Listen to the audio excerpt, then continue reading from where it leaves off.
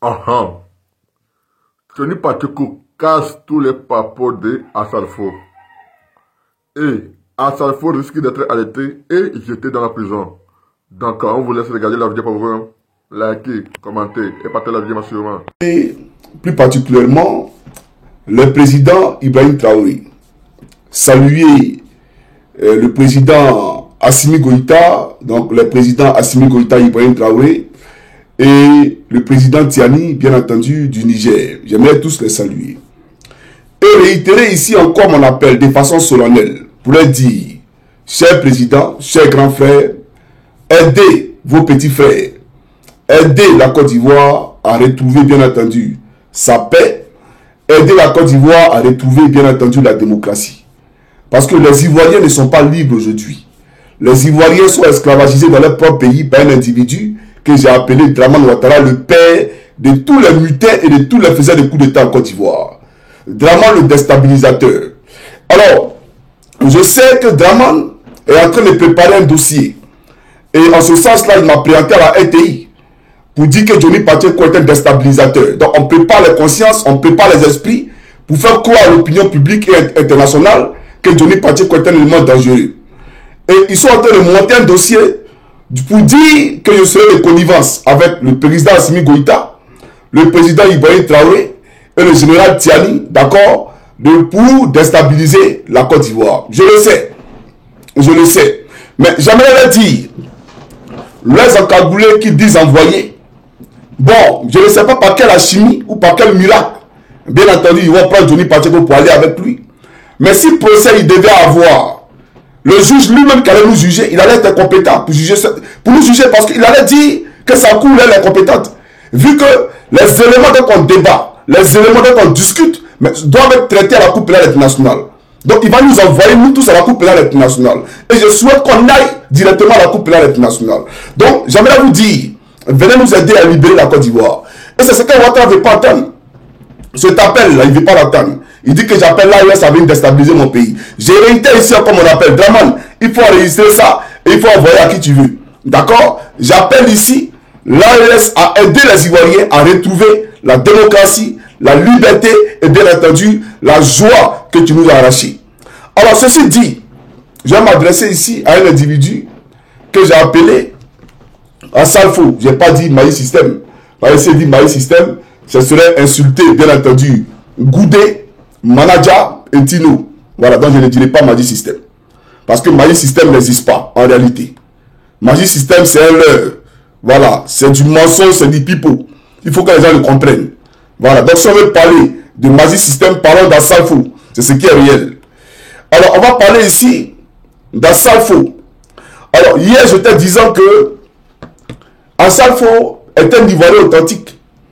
Un Ivoirien certifié. C'est pas quelqu'un qui a été naturalisé. Parce que oui, d'aucuns disent le Burkinabé, il est Burkinabé. Oui, tout le monde sait qu'Assalfo est Burkinabé. Mais sur papier là, Assalfo est né Ivoirien. Parce que sa mère là, elle est gourou. Sur papier, il a la même mère que Tino du groupe Le Magic System. Et ça là, est-ce que les Ivoiriens sont au courant de ça? D'un état sérieux, d'un pays de droit, ce monsieur là, on devait d'abord le déchoir de sa nationalité, le mettre aux arrêts et il allait payer toutes les pénalités. C'est-à-dire, le temps illégal qu'il a passé en Côte d'Ivoire, on le prend et puis on le met en prison. Parce qu'il a trompé la vigilance des autorités. Et Assalfo a pris la pièce d'identité de la mère de Tino, du groupe Le Magic System, pour aller s'établir un extrait de naissance à la mairie de Makori, dans les années 96-97, donc sous Bédier. Donc ce n'est pas le président Bédier qui a signé son décret de naturalisation. Ce n'est ni le président Gbagbo qui l'a fait, ni Gueye. Parce que pour eux, Assalfo il est ivoirien, puisqu'il a présenté un document qui atteste que sa mère est ivoirienne. Et ça nous rappelle un peu les pratiques de Dramane. Dramane qui a inventé une mère, depuis un laboratoire chimique d'Hollywood, en passant par Manhattan. Dramane qui a créé cette mère-là, et il nous a dit qu'elle s'appelle Nabitou Cissé. Nabitou Cissé qui vient, en tout cas, qui nous, bon d'après Dramane, vient de Djéné. Alors qu'en réalité, c'est un Burkinabé de père et de mère. Eux-mêmes Burkinabé d'arrière-grand-père et d'arrière-grand-mère. Dramane n'est pas un Ivoirien. Et Nabitou Cissé n'a jamais été la mère de Dramane Ouattara. Alors, le frère de Draman, le frère de Nabi Toussizé, il a toujours dit, puisque toi tu dis que tu es l'enfant de sa soeur, mais lui il dit qu'il ne connaît pas un enfant de sa soeur qui s'appelle Draman. Mais toi tu insistes pour dire que c'est ta mère qui est là. Non, ce n'est pas ta mère. Donc Draman c'est un affabulateur, Draman c'est un usurpateur, c'est un menteur, un manipulateur, tout comme Assalfo. Assalfo n'est pas ivoirien. Mais sur papier là, il a menti pour avoir la nationalité ivoirienne. Qui vient nous démontrer le contraire? Est-ce que lui et Tino n'ont pas la même mère? Est-ce qu'Assalfo n'est pas goulot de naissance? Il est goulot de naissance. Permettez-moi d'allumer, bien entendu, le climatiseur du peuple. Parce qu'on va décoller, il faut aller en profondeur. Et on va aller en profondeur parce que j'adore les profondeurs. Alors, cher frère goulot Assalfo, faut t'asseoir, on va parler. Voilà. Alors, j'ai planté ici Tino. Pour ceux qui ne savent pas qui est Tino, voilà, je vais vous planter Tino rapidement. Et après, je pousse ma locution. Donc, voici le frère biographique, et biologique plutôt. Le frère biologique d'Assalfo. C'est lui qui est là, Tino. Du groupe Les Mali System. Voici le frère biologique d'Assalfo. Tino. Voilà. C'est lui là. Assalfo a pris la pierre de sa mère pour aller faire lui ses papiers à la mairie de Makoni. Il n'a qu'à venir dire le contraire.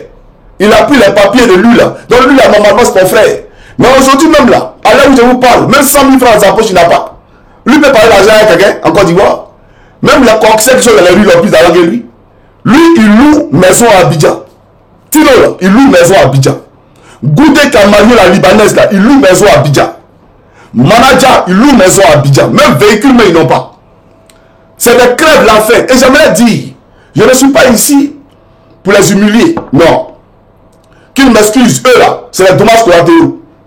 Goudé, tu as un dommage collatéral. Manager, tu as un dommage collatéral. Et Tino, tu as un dommage collatéral. Moi, j'ai affaire à Salfou. Voilà. Donc, vous là, vous avez un dommage collatéral. Je ne suis pas ici pour vous nuire. Et je ne suis pas ici pour que les Ivoiriens, bien entendu, se moquent de vous. Mais c'est ce qui est. Et quand vous ne pouvez pas parler parce que vous avez peur, parce que Assalfo contrôle la République, vous avez peur de parler. Si vous parlez aujourd'hui, vous êtes mort. Donc, moi, je vais parler. Voilà. Mais excusez-moi, hein, vous avez un dommage collatéral. Voilà. Alors, j'aimerais dire ceci.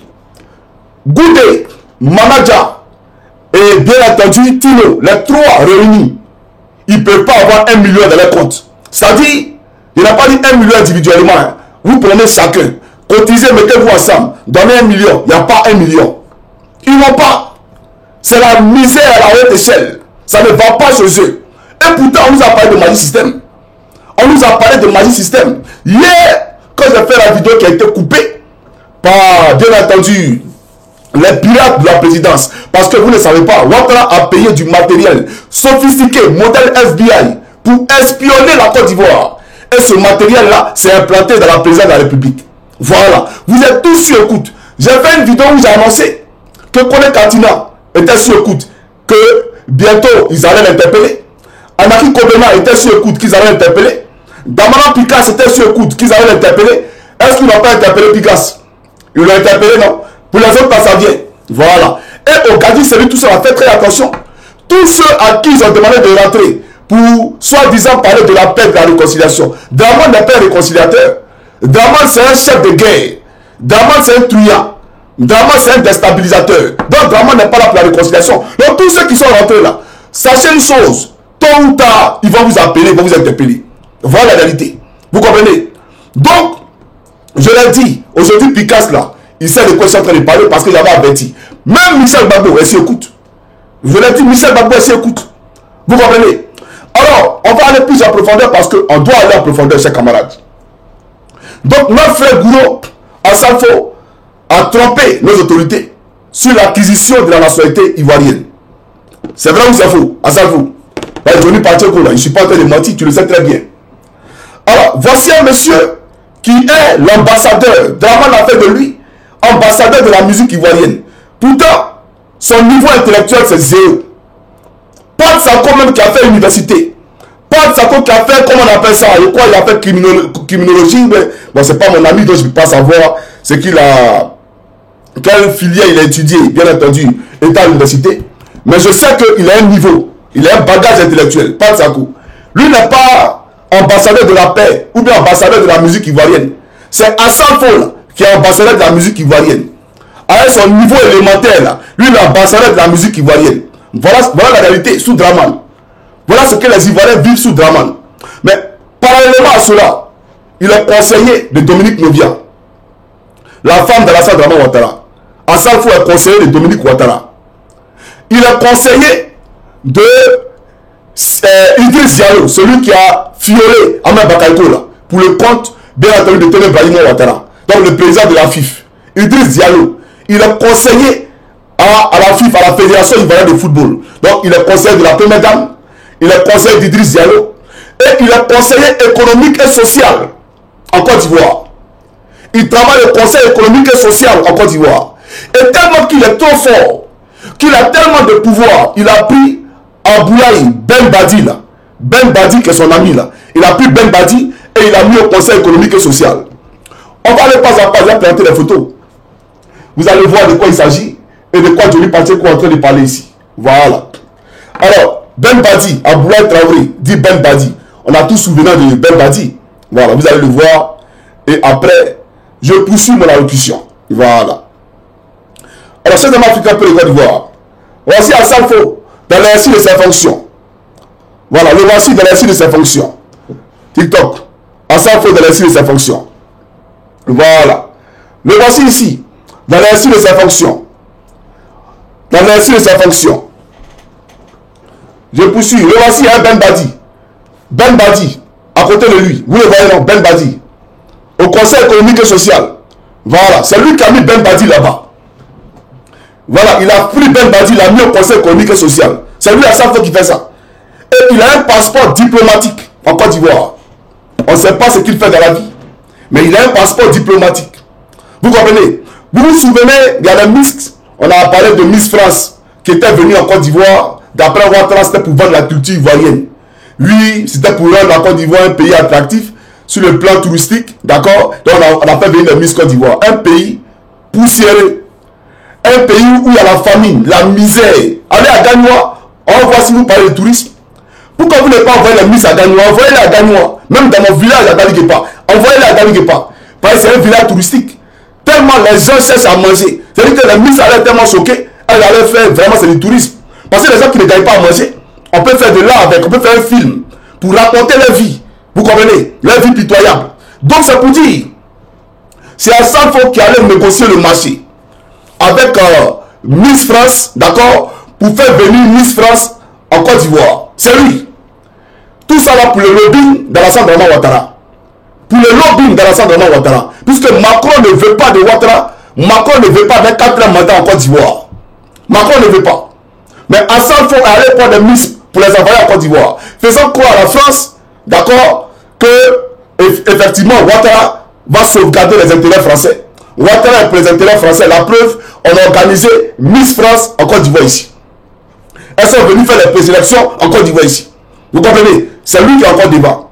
Et on va plus loin. Quand François Hollande devait venir en Côte d'Ivoire pour la première fois, qui allait le chercher à l'Elysée, qui est monté dans l'avion, dans le même avion François Hollande, pour venir avec lui à Abidjan? Le même Assalfo. Le même Assalfo. Mais c'est Assalfo qui n'a pas voulu s'associer hier à la paix. Quand hier, la Côte d'Ivoire a été attaquée en 2002, et que nos amis Zouglouman, se sont levés, et qu'ils ont créé ce qu'on appelait le collectif Zouglou. Il y avait Yodé Siro, il y avait Pat Sako, il y avait Petit Denis, Denko que je salue au passage, il y avait Sumbil, il y avait Bagnon, etc. Et même TV5 décalé dans la paix. Vous connaissez la chanson? On va décaler dans la paix. Voilà, vous connaissez. On va décaler dans la paix pour aller à Bouaké pour planer, parce que Draman n'avait plus Bouaké. On va planer pour arriver à Vavois et à Korogo, parce que Kone Zakaria et Draman n'avaient plus Vavois. Mais Kone Zakaria aujourd'hui est préfet militaire. Il gère tout un bataillon en Côte d'Ivoire. Un bataillon où on ne parle pas français. On parle seulement la langue que Kone Zakaria comprend. Vous comprenez? Donc c'est pour dire qu'hier, il y a eu un collectif Zouglou. Les gens se sont assis et ils ont composé, bien entendu, des chansons pour promouvoir la paix, parce que les Ivoiriens étaient stressés. Les Ivoiriens étaient abattus. Et donc, les artistes nous ont fait renaître. Le coupé décalé avec Dousaga. Chacun est venu apporter, bien entendu, sa pierre à l'édifice quant à la construction de la Côte d'Ivoire dans la gaieté et dans la paix. Assalfo n'a jamais voulu associer son image à cela. Jamais. Et pourquoi? Parce qu'en réalité, il était rebelle. En réalité, c'est un rebelle. Et il a toujours aimé la rébellion. Il avait ses entrailles dans la rébellion, ancré dans la rébellion.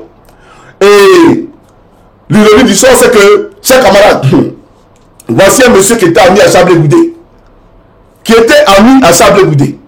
Parce que les fervents défenseurs de Magic System, ceux qui ont supporté Magic System hier, c'était la Fessi. Et dans le premier Gaou n'est pas Gaou, là, il a chanté Blé Goudé. Il a chanté le nom de Blé Goudé dedans.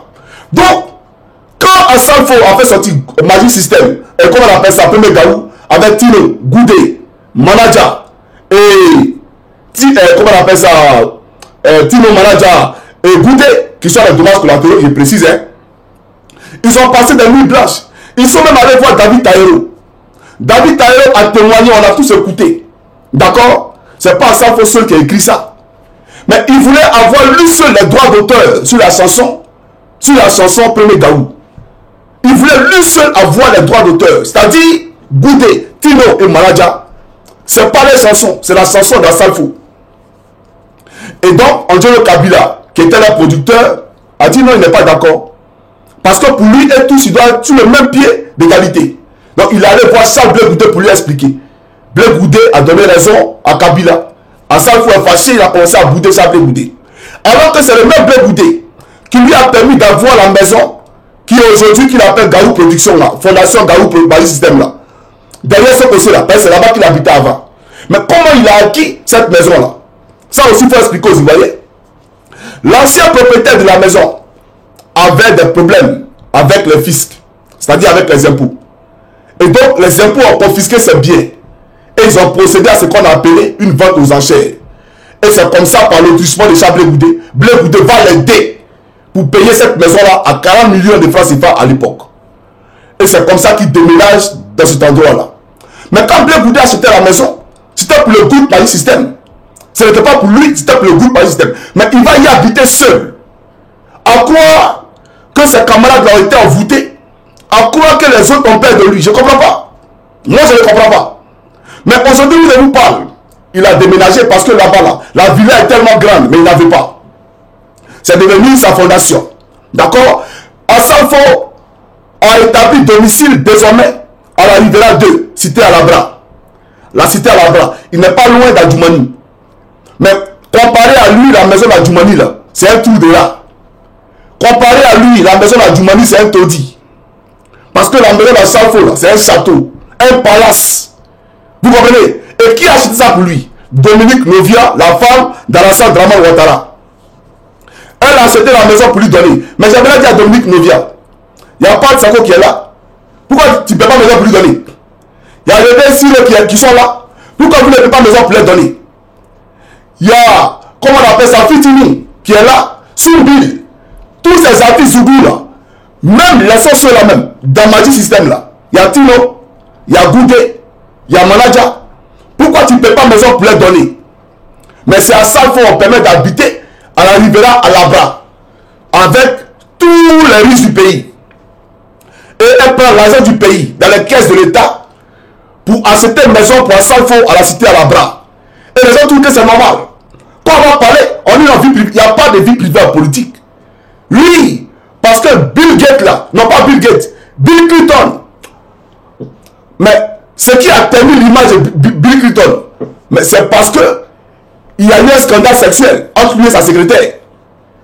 Et toute la planète entière, nous on était à Rongolo. Et c'est venu trouver à Rongolo là-bas. Son scandale sexuel là est venu trouver à Rongolo là-bas. Pourtant nous on ne savait pas ça, on ne le connaissait pas, mais c'est venu trouver. C'est pour dire qu'on est public là. Il n'y a pas question de vie privée sexuelle, c'est la connerie. Et là c'est pas vous-même qui êtes venu ici pour dire que moi je sentais Vivi, je sentais un temps, je sentais un temps. C'est pas vous qui avez dit ça. Non, on assume. On assume. Voilà la réalité. Les gens peuvent faire ce qu'ils veulent. Les gens peuvent forniquer. Ça, c'est vous qui voyez. Le Christ nous dit de ne pas le faire. Vous pouvez le faire. Ça, c'est vous qui voyez. Mais utiliser l'argent public pour le faire, Johnny n'est pas d'accord. Johnny n'est pas d'accord. Parce que c'est l'argent du pays. La maison qu'Assalfo habite ne lui appartient pas. Ça appartient à l'État de Côte d'Ivoire. Ça appartient au peuple de Côte d'Ivoire. Ce peuple souverain de Côte d'Ivoire. Il faut que les gens le comprennent. Il faut que Dominique Ouattara le retienne. C'est très capital, c'est très fondamental. On va aller plus en profondeur parce que j'adore les profondeurs, chers camarades. Donc allons en profondeur. Alors pour dire quoi? Pour dire que je suis tétanisé. Je suis plus qu'offusqué. Qu'un monsieur qui a refusé de participer à la paix en Côte d'Ivoire à l'époque, aujourd'hui c'est lui qui est au devant de la scène politique.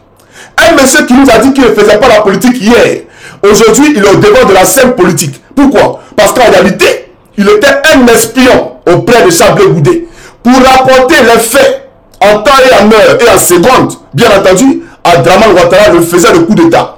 Le père de tous les rebelles. Celui qui a payé les armes pour donner à Soul Toussou. Celui qui a payé les armes pour donner à Solo Kibafrigium. Cet assassin, cet assaillant-là, Assalfo était bien entendu à sa solde. Un espion près de Chablé Goudé pour assouvir les idées morbides, d'accord, de Abdraman Ouattara. Voilà la réalité. Et il me rappelle quelqu'un. Il vous rappelle pas quelqu'un? Il vous rappelle pas quelqu'un? Il vous rappelle un Bitogo. Un Bitogo qui a sa femme qui a triché pour être juge. Ça c'est un. Sa femme là, elle a triché pour être juge. Sous Ariel Djagi Diabaté.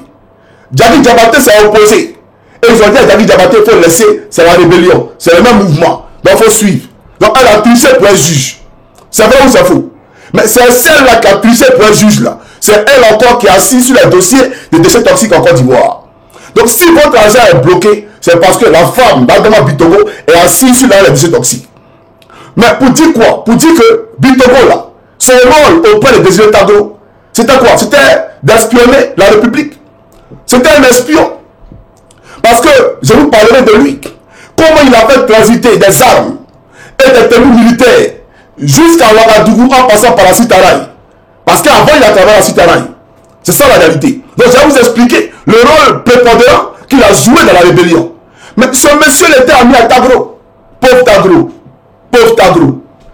Il meurt et on m'apprend son mousseau pour mettre dessus. Comme à Djoumani qui m'apprend le mousseau de Yoruba pour mettre dessus. Une république de satanistes, une république d'hommes cruels.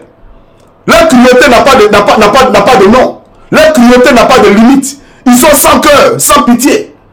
Père à son âme. Il y a un de mes formateurs, il s'appelait Mono Sans-Cœur, il est décédé. Il était à la brigade de Yamsokro. Père à son âme, Mono Sans-Cœur. Parce que lui aussi n'avait pas de cœur. Quand nous prenons à Torogué, il dit moi il n'a pas de cœur. Et imaginez quelqu'un qui n'a pas de cœur, c'est qui peut vous faire information. Donc c'est comme ça Djoumani et Bitogo étaient. Vous comprenez? Donc, Assalfo, c'était un espion. Alors, voici un monsieur. Écoutez-moi très bien. Hein. Aujourd'hui, j'ai pitié de mon jeune frère, Ariel Chéné, qui l'a fermé. Et il a envoyé son père en exil. Parce que pour lui, c'est la Côte d'Ivoire lui appartient. Ariel Chéné, là, son papa qui est ivoirien de père et de mère, d'arrière-grand-père, d'arrière-grand-mère, lui ne peut pas rester en Côte d'Ivoire. Mais toi qui as triché pour avoir la nationalité ivoirienne, toi qui as pris les papiers de la maman de Goudé, pour avoir la nationalité ivoirienne, toi tu es en Côte d'Ivoire et lui son papa il fuit. Pourquoi? Parce que pendant l'histoire de la Covid-19, c'est la Covid-19, je crois bien, l'histoire de la Covid, comme ça on appelait ça, Covid-19, tous les aéroports étaient fermés. Donc, ceux qui pouvaient rentrer dans leur pays étaient les citoyens de ces pays-là. Donc, les Ivoiriens qui quittaient en Europe pouvaient rentrer dans leur pays. D'accord? Mais quand ils rentraient dans leur pays, on les consignait, où ça? À l'UMGS, à Makoni. On les consignait à l'UMGS à Makoni. Donc, Ariel Chéné a été consigné à l'UMGS avec sa famille. La famille d'Assalfo est arrivée là. D'accord? Mais Assalfo est venu, il a pris sa voiture, il est venu prendre sa famille devant les forces de l'ordre. Alors que Ouattara, d'après lui, le président là, a donné les ordres que personne ne devait sortir de l'UMGS pendant 48 heures. Lui, il a pris sa famille pendant que le Covid tuait. On ne sait même pas si sa famille là, parmi ses parents là, il y avait les infectés. On ne sait pas. Mais il les prend, il a mis en danger la vie de tous les Ivoiriens. Parce que c'est plus la République. Et parce que Ariel Chéné a fait un communiqué, a fait une vidéo pour expliquer que lui pensait qu'on était égaux en Côte d'Ivoire, il a décidé de lui faire vivre toute la misère du monde, comme il a fait vivre toute la misère du monde à Yorobor. Parce qu'en réalité, celui qui a boycotté Yorobor, celui qui a phagocyté Yorobor, il est mort malheureux. Il s'appelle Assalfo. Il n'y a pas quelqu'un. Il s'appelle Assalfo. Et Ahmed Bakaykou. Assalfo et Ahmed Bakaykou. C'est ceux-là qui ont rendu Yorobor malheureux jusqu'à la fin de ses jours. C'est ça la réalité. Mais voilà quelqu'un dans l'industrie de la musique. Même quand les artistes rentrent en Côte d'Ivoire, on doit aller faire allégeance à Assalfo. Il faut aller le saluer. Tu ne le salues pas, tu es fermé dans le pays. Ariel Chéné est fermé dans le pays, comme Yorabo a été fermé dans le pays. Et son père, où je vous parle, il est en exil. Pourquoi? Ils sont allés réveiller un vieux discours d'un soi-disant général de l'ONU qui était venu en Côte d'Ivoire, d'accord, que l'État de Côte d'Ivoire a décoré. L'État de Côte d'Ivoire a décoré. Le rebelle à la tête de la gendarmerie, Apollo, il a reçu ces gars-là. Ils ont parlé à lui. Et aujourd'hui, spectaculairement, on trouve que c'est un faux général. Un faux général que vous décorez. Mais quel État êtes-vous? Est-ce que vous êtes un État sérieux? La Côte d'Ivoire est une république ambiguë. Venez expliquer ça aux Ivoiriens. Et comme le père d'Ariel Chéné, c'est parce que le père d'Ariel Chéné a vu que l'État a décoré ce monsieur-là. Voilà pourquoi quand lui a offert du travail, il allait à côté de lui pour travailler. Puisque si le président le décore, ça veut dire qu'il est crédible. Ça veut dire qu'il est crédible. Mais vous décorez quelqu'un et puis après encore, vous sortez dans son dos. Et le monsieur, il fuit le pays. Donc à chaque fois, il réveille ce dossier-là. Aujourd'hui, je vous parle. Le père d'Ariel Chéné, il est en exil. Comme l'histoire d'agro-business, ils ont décoré l'ancien là, c'est M. Yapi ou quoi là. Ils ont fini de le décorer. Après, ils reviennent pour dire c'est un escroc. Donc vous là, vous ne faites pas l'enquête de moralité quoi. Il n'y a pas d'enquête préliminaire. Vous décorez avant de faire enquête. Voilà un gouvernement qui se dit gouvernement sérieux. Et l'histoire de Sotok là, les taxis Sotok là, ils ont décoré encore Yacouba de Sotok. Les Ivoiriens ont vu le gouvernement décorer ce gars. Donc ils sont allés souscrits. N'est-ce pas? Mais après la souscription, laquelle s'est passée? On dit non, c'est un voleur. Et il a fui tous les milliards et c'est resté comme ça. Donc normalement, l'État devait dédommager tous ceux qui ont souscrit à Sokos. C'est comme ça, à Sotok. Voilà un État de droit, un État sérieux. Vous comprenez? Donc, Assalfo, à cause de la déclaration d'Ariel Chéné, a décidé de lui faire vivre toute la misère du monde. Je vais vous planter ici une vidéo de Yorabo. Voilà, une vidéo de Yorabo. Et après, je puisse faire l'allocution. Voilà. Le voici, hein, le Conseil économique et social. Conseiller économique et social, vous le voyez, hein. Lui et puis Abdoulaye Traoré dit Ben Badi. Voilà, votre Assalfo, le voici ici. Il est partout. Conseiller de Dominique Novia. Conseiller à la FIF. Et puis, il a un grand contrat avec le ministère du Tourisme. Un gros contrat juteux avec le ministère du Tourisme. Mais j'ai planté la vidéo de Yorabo et puis on va sur le ministère du Tourisme. Il est. On va écouter ici à la FAT. Et après, je puisse faire l'allocution. C'est comment Afrique un peu de Côte d'Ivoire. On écoute Yorabo, c'est parti. Les artistes qui doivent prester, qui devaient prester pour l'événement qui aura lieu ce samedi. Vous voyez, il y a ça, je vais débat. Tu dis que c'est pas toi qui as fait le programme. Mais, grande production, vous le voyez là, c'est quoi? Est-ce que vous voyez bien? On voit bien? Vous voyez bien? Grande production. J'étais dans cette liste d'artistes. Et tu m'as enlevé. Le gouvernement de Côte d'Ivoire a donné plus de 300 millions pour organiser la fête à la BAD, comme la BAD a disparu du pays depuis longtemps. Ok. Et c'est à lui qu'on a remis les 300 millions pour organiser encore cette fête à la BAD. Comme s'il était le seul artiste de Côte d'Ivoire.